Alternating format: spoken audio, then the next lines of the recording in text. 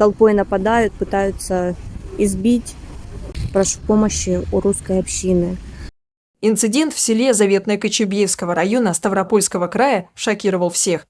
После того, как юные приезжие начали систематически измываться над местными школьниками, ситуация накалилась до предела. Отец одного из пострадавших детей, стремясь защитить своего сына, столкнулся с настоящим кошмаром. На мужчину напала толпа из детей и взрослых. И все это сопровождалось криками о национальном превосходстве. После этого возмутительного случая силовые службы начали расследование. Об этом и не только мы и расскажем в этом выпуске. В селе Заветное Кочубеевского района Ставропольского края несколько детей из семей, прибывших из соседних республик, начали терроризировать местных ребят. Они избивали и издевались над ними. Некоторые мальчики из-за преследований перестали посещать уроки.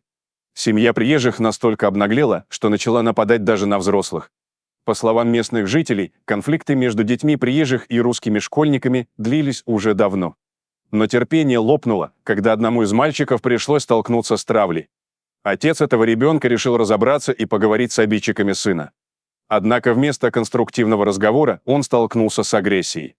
Они окружили меня и начали кричать что-то о том, что мы здесь никто.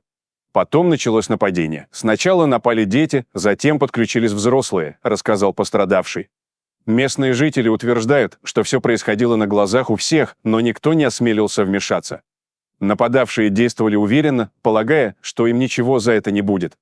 После того, как история попала в СМИ, силовые структуры немедленно отреагировали.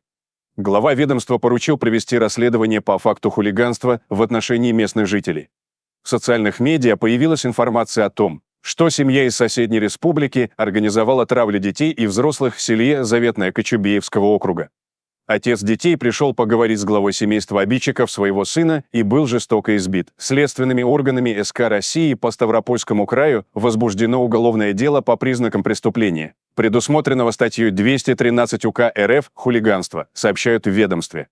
Глава ведомства поручил исполняющему обязанности руководителя СУВ СК России по Ставропольскому краю Сидорову представить доклад по уголовному делу и об установленных обстоятельствах. Таким образом, ситуацией занялись сотрудники Следственного комитета УФСБ и Центра противодействия экстремизму. Им помогают дружинники из Невинномысска, известные своей активной позицией в поддержании порядка. Силовики сработали слаженно и молниеносно. Мы благодарим сотрудников за оперативную реакцию. Уверены, что виновные понесут наказание, заявили представители местной общины. Сейчас проводятся допросы свидетелей и анализируются все обстоятельства произошедшего. Также силовики намерены установить, кто именно из взрослых принимал участие в нападении, чтобы привлечь их к ответственности по всей строгости закона. Следствие только началось, но уже понятно, что виновные не смогут избежать ответственности. Родители русских школьников уверены, что этот случай станет уроком не только для тех, кто совершил преступление, но и для местных элит.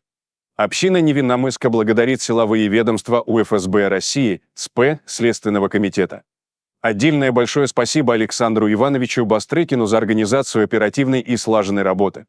Дочь Владимира, пострадавшего от действий семейства, сердечно благодарит русскую общину за помощь и неравнодушие. Ее отец, избитый семьей приезжих, до сих пор находится в больнице в тяжелом состоянии. Община помогает с лечением, обеспечивает физическую и юридическую защиту. А силовые ведомства вплотную занимаются виновниками травли детей и избиения мужчины. Сейчас семья пострадавшего, как и его русские соседи, находится под защитой русской общины Невинномысска. Новость о конфликте вызвала волну возмущения среди пользователей социальных сетей. Люди массово выражают поддержку пострадавшим и требуют серьезных мер против тех, кто допустил подобное поведение. Еще один громкий случай. Шокирующий инцидент произошел в балаковском кафе «Амбар». 25-летний парень Артем Аспаян схватил 20-летнюю девушку и потащил ее по залу заведения, крича: «Где они?». Кроме того, в этом приступе гнева пострадала еще одна девушка, случайно оказавшаяся неподалеку. В своих высказываниях, как это принято у кавказцев, Артем не стеснялся, обещая совершить непристойности с матерью одной из посетительниц бара. Запись камер видеонаблюдения зафиксировала все происходящее, и скандал быстро стал предметом горячих обсуждений в СМИ. 16 ноября текущего года в одном из развлекательных заведений в городе Балаково Саратовской области мужчина применил насилие в отношении посетительницы, после чего скрылся. Высказывается опасение, что виновные в противоправных действиях могут избежать наказания. сказано в сообщении информационного центра СК. Отец Артема поспешил оправдать своего взрослого сына, заявив, что тот действовал под влиянием эмоций. Нарушая общественный порядок и выражая явное неуважение к обществу, он нанес телесные повреждения двум знакомым девушкам, высказывая в их адрес слова грубой нецензурной брани. С полученными повреждениями одна из потерпевших госпитализирована в медицинское учреждение, где ей оказывается помощь, написали в телеграм-канале саратовского СУ-СК. Сам Артем Аспаян никак не оправдывался, так как долгое время его местонахождение оставалось неизвестным. Несколько дней спустя после происшествия Петик Аспаян под давлением сложил полномочия председателя общественной организации Национально-культурный армянский центр «Урарту». Об этом стало известно 21 ноября из сообщения районной администрации со ссылкой на представителя Геворга Саакяна. Петик Аспаян никак не прокомментировал эту информацию и не отвечал на звонки журналистов. Его попытки представить сына дебошира жертвой бытового конфликта также не избавили Артема от уголовного преследования. Он заявил, что история используется для разжигания межнациональной розни. Депутат Государственной Думы Николай Панков не согласился с доводами Петика Аспаяна и потребовал всестороннего расследования инцидента в баре. Политик обратился с этим вопросом в прокуратуру, отметив, что диаспору не должен возглавлять человек, чьи дети позволяют себе подобное поведение по отношению к девушкам. На основе собранных доказательств Следственный комитет заочно предъявил Артему Аспаяну обвинение по пункту А, части 1 статьи 213 УК России «Хулиганство». Он был объявлен в межгосударственный розыск, уточнили в ведомстве. Извинений от отца и сына перед пострадавшими до сих пор не последовало. Председатель региональной общественной организации Национально-культурный армянский центр «Урарту» поспешил сложить с себя полномочия после скандала с участием его сына. В настоящее время Артем Аспаян, обвиняемый в хулиганстве, задержан. Его допросили следователи по обстоятельствам совершенного преступления и провели иные следственные действия. Расследование уголовного дела продолжается. Перенесемся в Хабаровск. На Черноморской улице в Хабаровске разгорелся конфликт из-за строительства мечети под видом частного дома. Хамза утверждает, что строит коттедж для своей семьи, но местные жители ему не верят. Хамза говорит, что он простой человек, мечтающий о доме.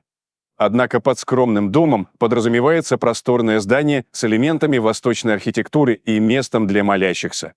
«Мне помогают строить братья-мусульмане», — объясняет Хамза. Однако стройка ежедневно привлекает десятки людей, а территория напоминает скорее базар, чем частный участок. Строение уже достигло 2-го этажа, а число инвесторов растет. Сами прихожане, конечно, утверждают, что ничего не знали и что всех их обманули. Очередной рейд на Черноморской улице собрал множество людей, полицейских, чиновников и просто любопытных. Какой же это дом? Это же мечеть. Только вывески не хватает, возмущаются люди. Хамза все отрицает, несмотря на ежедневный поток посетителей. Ситуацией занимаются правоохранительные органы. Время покажет, чем закончится эта история. Что думаете насчет всего этого, уважаемые зрители?